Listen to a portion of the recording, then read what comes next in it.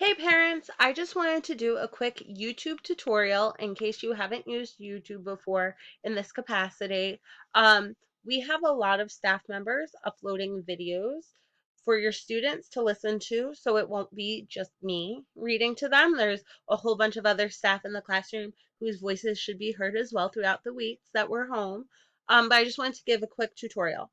Just before I start, I can't subscribe to my own channel, so I'm going to show you an example first and then pull up my page just so you can see what's already there.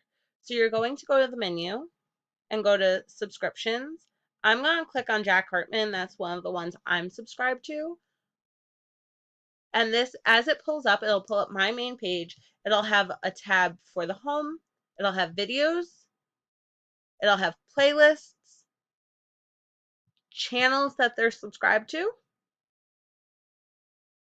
and a whole about section, but don't worry about that. Not worried about the about section of these things. Anyway, so on my channel, we'll have the home page, which will have my main videos that I've done, but it'll have a link to my videos. But then we have playlists. So I have a full playlist of classroom songs that we like, that we listen to. And then I also have channels here too. So we have Miss Jane is the classroom aide that posted a video. We have these different other channels, PBS Kids. Jack Hartman has a lot of great songs that B1 likes to listen to, as well as the Singing Walrus. And I'll start updating this more as well.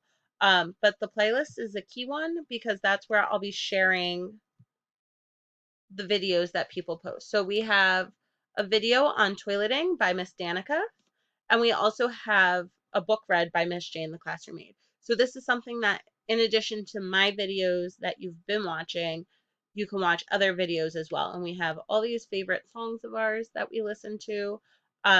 Letter Sounds is a really good one. The kids all love it. It's really educational, and it's working towards identifying letter sounds. And a lot of the kids have learned a lot from this one song. Thanks. Talk to you soon. Bye.